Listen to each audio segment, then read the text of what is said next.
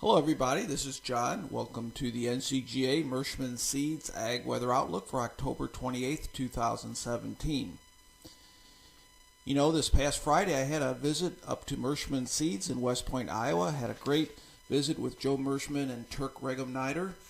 We talked about a lot of the current services, and we have a lot of exciting plans on expanding and improving our services as we get into the 2018 harvest season. So I'm quite excited about this, so stay tuned. I'll be passing along some of our new plans over the next month or so. Now, over the last week, what we have here across the region is we had some precipitation over the eastern Corn Belt. Most of it was on the light side, but there were some pockets of heavier rainfall indicated in yellow, and even some heavier rain and mixed with some snow, that area of red, over Michigan. Central and eastern Corn Belt, not nearly as much, just some light precipitation. But, you know, we have quite a bit of cooler air in the area, so I'm going to be talking about snow from time to time. There was a bit of heavy snow outside the Corn Belt up in northern parts of Wisconsin and Michigan, along the Great Lakes. Quite heavy along the western shores of parts of the Great Lakes. You can see some very heavy snow, 8 inches or so in that region. So I guess it is that time of year we can start to get some snow, especially if the temperatures are below normal like they have been. Now, my weekly departure from normal really doesn't show the true impact of the cool air. As you know, it's quite chilly outside over the last couple days with the cold front going through. Temperatures about 5 to 15 degrees below normal, but when we average out for the whole week, we started out the first couple days of this period with temperatures well above normal, so it's not really showing it as far as what the degree below normal is at the current time. Now, as we are getting very close to the end of this growing season, we're in harvest time, we can sort of look at our soil moisture. And as you know, I look at this very, very closely as we get through not just the growing season, but through the off season as well. So we're sort of ending with wet soils, or at least above normal soil moisture over parts of the Corn Belt, as indicated with this green and blue shading. If we get more into the eastern Corn Belt, there's some areas that are trending dry. We can see that yellow in Ohio, parts of southern Illinois, but there has been some recent improvement over parts of Iowa and northern Illinois. So that's, for at least for next year, that's good news. Now, this could change very significantly as we go through the winter months. So that's something I'll be keeping my eye on for you. Now, just when you think the tropics are done for the season, there is a system there that could develop into a tropical storm. Looks like it'll just impact South Florida. So late season systems, you might remember that they develop closer in, not well off the Atlantic Basin, and this is a good example of that in the Western Caribbean, moving up towards the northeast. Now, as we get into the winter months, we get more into what we call synoptic weather. I'm going to be talking about oscillations. That gives us the big picture of what's going on. And one of the ones that we can forecast for the next week or so with some degree of accuracy is the Arctic oscillation. And it's either positive or negative, and it's showing differences in pressure over parts of the northern hemisphere. So when we see it going from negative, which is blue, to positive, which is red here, what that tells me is that there is going to be a change in the jet stream.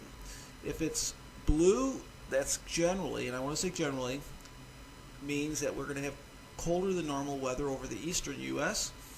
And when it's red, that generally means warmer weather. So this is generally indicating to me that we're going to be gradually ending this period of colder than normal temperatures and returning to the jet stream, pushing back up to the north. So let's see if that's what the models actually show. Well, this week it looks like we're going to start off with this very big dip in the jet stream. It's really associated with the Arctic low up here, and we're getting the winds rotating around this area of low pressure. It's dug out a very deep trough, and that's why we have these unusually cool temperatures, anywhere from 5 to as much as 12 or even 15 degrees below normal in spots. That will be lingering into early in the week, and then we're going to have a secondary front pass through, and that's going to give us a chance of some rain and even some snow over the eastern Corn Belt and the upper Midwest. But overall, it's going to be a fairly quiet week as far as precipitation. I do not see any excessive precipitation. You can sort of see a timing here. This is on Tuesday. This is that secondary cold front coming through. There is going to be some more snow possible over parts of the upper Midwest and Great Lakes.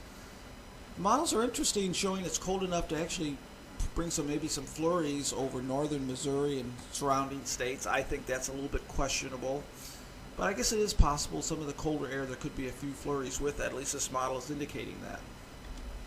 Now, if we get into the period November 2nd through 7th, that's when we get that switch in the Arctic oscillation, and you can see the jet stream starts to lift back up to the north and rotate off to the west. Now, that dip in the jet stream, which was centered over the middle part of the U.S., is now over the west, and what that's going to do is allow warmer temperatures to work into the region from Kansas, Missouri, and then Illinois, Indiana, and Ohio. It's going to linger over the upper Midwest, but that should be, for most areas, moderating temperatures in the 6 to 10 day range.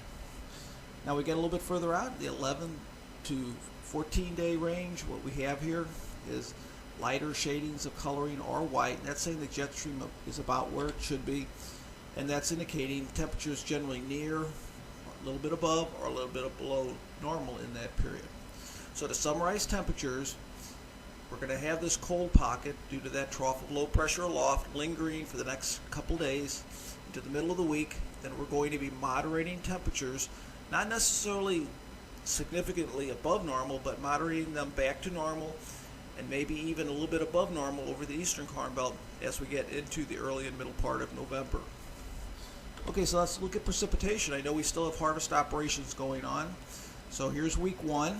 Looks like most areas below normal precipitation should be able to get back into the fields without any significant rain. Now, there could be some delays with that secondary cold front, generally light precipitation, and over the eastern Corn Belt, that's where there could be several days of delays. We get into week 2. Models are hinting at maybe a little bit more precipitation over Illinois, Indiana, and Ohio, as well as parts of Michigan, and that could be some delays in that region. I wanted to sort of end the briefing again with sort of the big picture. These are anomalies for 32 days out. Green is indicating where precipitation would be above normal. So I think this is indicating, if you're still wrapping up harvest operations, if there are going to be some issues, look to me like they could be for parts of Illinois, Indiana, Ohio, and Michigan, but really looks pretty good anywhere west of the Mississippi. And here's temperatures for the next 32-day average.